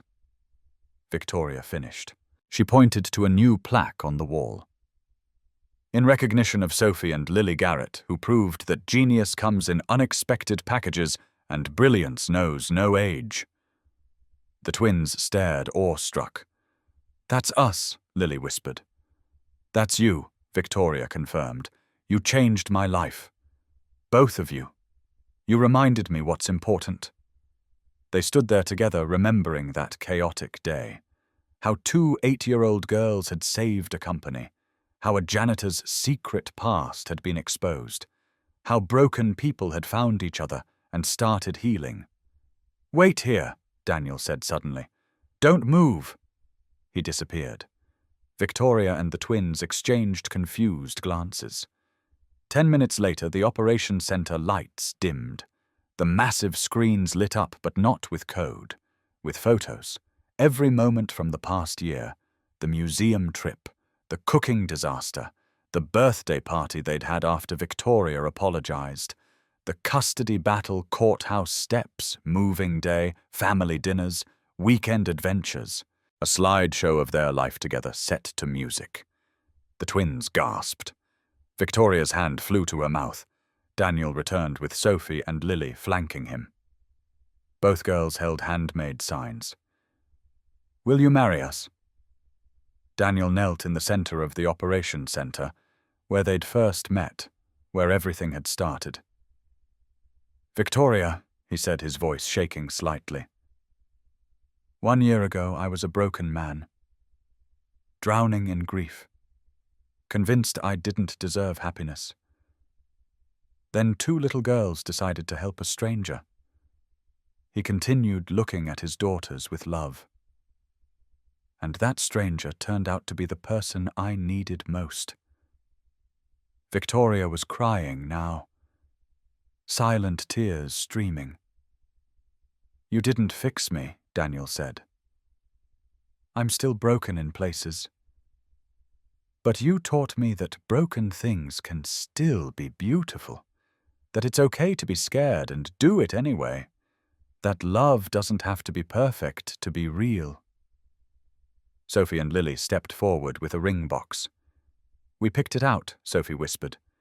"Daddy let us help," Lily added. Daniel opened the box. A simple, elegant ring. "Victoria Caldwell. Will you marry me? Will you be their mother? Not replacing Sarah, but adding to our family. Will you build a messy, imperfect, beautiful life with us?" Victoria was laughing and crying at the same time. "Yes. God, yes." To all of it she continued. "The mess, the imperfection, the beautiful chaos. Yes, yes, yes." Daniel slid the ring on her finger. The twins crashed into both of them, a tangle of arms and tears and joy. "We're going to be a real family," Sophie squealed. "We already were," Victoria said, kneeling to their level. "But now it's official. Can we call you Mom?" Lily asked softly. Victoria's breath caught. She looked at Daniel, who nodded encouragingly. "If you want to," she whispered. "We want to," both twins said together. "Then yes," Victoria said, pulling them close. "I'd be honored." The 4 of them stood in the operation center where it all began, where genius was recognized, where broken hearts started healing, where family was chosen. Victoria thought about that day, how she'd been drowning watching her empire collapse, how 2 little girls had appeared like angels and saved everything, not just her company, her life. She looked at Daniel, at the man who'd taught her that vulnerability wasn't weakness, that needing people was strength, that love was worth the risk of loss. She looked at Sophie and Lily, these brilliant, beautiful girls who'd seen a stranger struggling and decided to help, who'd changed 4 lives by being brave enough to care. "Thank you," she whispered, "for saving me." "You saved us too," Daniel said, wrapping his arms around her. "We saved each other." And standing there, surrounded by the people she loved, Victoria finally understood what success really meant. Not money or power or empire. Family, love, home. Everything else was just details. The proposal scene deserved more. Not just the question, but the acknowledgement of all they'd been through, all they'd overcome. Daniel held Victoria's hands in the operation center, their daughters standing close. "Before you say yes," he said, "I need you to understand something." "Okay," Victoria said, smiling through tears. "I'm going to have bad days, days where the guilt is crushing, days where I wake up crying for Sarah, where grief knocks me flat." "I know," Victoria said softly. "And you're going to have days where you feel like you're failing at this family thing," Daniel continued. "Days where work calls and you're tempted to put it first again. Days where you doubt yourself. I know that too. But I want to face those days with you," Daniel said. "I want to build a life with you. Not despite our brokenness, but with it. Because maybe broken things fitting together make something even stronger." He looked at Sophie and Lily. "And these girls? They're going to have days where they miss their biological mother, where they struggle with what it means to have 2 mothers, one they lost and one they chose." The twins nodded understanding. "But we'll work through it together," Daniel finished. "As a family. Imperfect and real and ours." "Yes," Victoria said. "To all of it, yes." They kissed while the twins cheered. The operation center that had seen so much chaos now held so much joy. Later at home, after the twins were finally asleep, overexcited from the day Daniel and Victoria sat on their back porch. "Are you sure about this?" Daniel asked. "Really sure. Marriage is... it's forever. And I come with a lot of baggage." "So do I," Victoria reminded him. "We match." He smiled. "We do, don't we?" "Besides," Victoria said, taking his hand, "I've never been more sure of anything. You three are my family, my home, my everything. Even when I'm difficult. Especially when you're difficult." She kissed him softly. "That's when you need me most." They sat in comfortable silence, looking at the stars. "Sarah would have liked you," Daniel said. Suddenly, "You think so? I know so." He smiled at the memory. "She always said I needed someone who'd call me on my bullshit, who wouldn't let me wallow, who'd push me to be better." "That's me," Victoria agreed. "Professional bullshit caller." Daniel laughed. Really laughed. The sound filled the night air, joyful and free. "I love you," he said. "Thank you for not giving up on us. I love you too. Thank you for letting me in." 6 months later, they married in a small ceremony at the house with the yard. The house where they'd built their life. Where the girls had their own rooms, where Daniel had his office, where Victoria had finally learned to cook edible food. The ceremony was simple. Close friends, some family co-workers. Mrs. Chen crying in the front row. The twins as junior bridesmaids in purple dresses they'd picked themselves. But there was one special addition. A chair in the front row empty except for a photo. Sarah young and beautiful, smiling at the camera. She should be here, Daniel had said when Victoria suggested it. Not as a ghost, just as acknowledgement. She gave me these girls, taught me how to love. She's part of our story. Victoria had kissed him. She is, and I'm grateful to her. When Daniel said his vows, his voice was steady despite the tears. "Victoria, you taught me that hearts can hold more than one love, that loving you doesn't diminish what I felt for Sarah, that the past doesn't have to define the future." He glanced at Sarah's photo. "Thank you for the girls, for teaching me about family. And thank you for giving Victoria the courage to love a broken man." Then he looked at Victoria. "I promise to choose you every day, to show up, to be present, to love you and our daughters with everything I have." Victoria's vows were simpler but no less powerful. "Daniel, you saw me when I was invisible. Sophie and Lily, you taught me how to feel again. This family saved me from a life of emptiness disguised as success." She looked at Sarah's photo too. "Thank you for creating this beautiful family. I'll honor your memory by loving them with all I have." When they kissed, the girls cheered so loud the officiant laughed. At the reception in the backyard, under string lights, surrounded by everyone they loved, Victoria felt something she'd never felt before. Complete peace.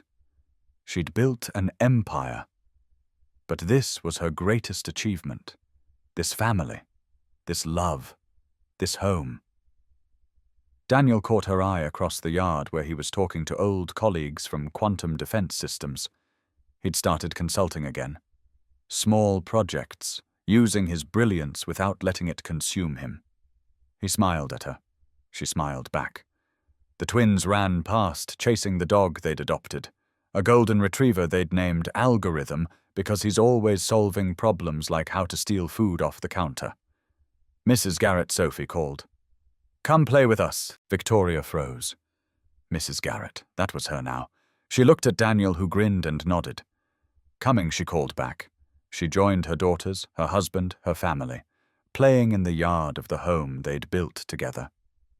And for the first time in her 34 years, Victoria Caldwell. Victoria Garrett was exactly where she belonged. 6 months after the wedding, life settled into a beautiful rhythm. Not perfect, never perfect, but real. Victoria still worked too late, sometimes got caught up in a project, forgot to check her phone. But she always came home, always apologized, always chose them in the end. Sophie and Lily called her mom without hesitation now. Daniel had nightmares less frequently, and when he did, Victoria was there to hold him through the grief that never fully left. They visited Sarah's grave together once a month, bringing flowers, telling her about the girl's achievements, keeping her memory alive and honored. The house filled with life. Algorithm, the dog, Sophie's robotics projects spread across the dining table, Lily's telescope on the back porch, Daniel's consulting work in his office, Victoria's advisory calls from the kitchen. Noise and chaos and love. Sunday mornings remained sacred. Family breakfast. Terrible pancakes that got slightly better each week. Laughter and stolen kisses, and the twins rolling their eyes at their parents' obvious affection. "You guys are gross," Sophie would say, but she'd be smiling. This was what family looked like. Messy and loud and absolutely perfect. Years later, when Sophie and Lily stood in front of a room full of young coders telling their origin story, they'd talk about that Tuesday they'd walked into the operation center, about tugging on a stranger's sleeve, about their dad's buried genius and crippling guilt, about a CEO who'd forgotten how to feel. They'd explain that family isn't perfection. It's choosing each other through the mess and magic. And they'd smile, remembering the day 2 8-year-olds decided to help and changed 4 lives forever. Because sometimes genius wears a janitor's uniform. Sometimes love arrives in crisis. Sometimes family finds you when you're brave enough to care. If this story touched your heart the way it touched mine, please don't let it end here. Let it remind you. Kindness still matters. Compassion still changes lives, and hope is never wasted. Subscribe and be part of our Soul Lift Stories family, where every story lifts the spirit and reminds us that light always finds its way back. Hit that like button. If you believe in second chances, if you believe broken things can become beautiful, and if you believe love finds us exactly when we need it most, share this story with someone who needs to remember that family isn't just about blood, it's about showing up, about choosing each other, about building something beautiful from broken pieces. Drop a comment below and tell us, have you ever met someone who changed your life when you needed it most? We'd love to hear your story. Thanks for being part of our channel family, and remember, your story isn't over yet. The best chapters might still be waiting to be written.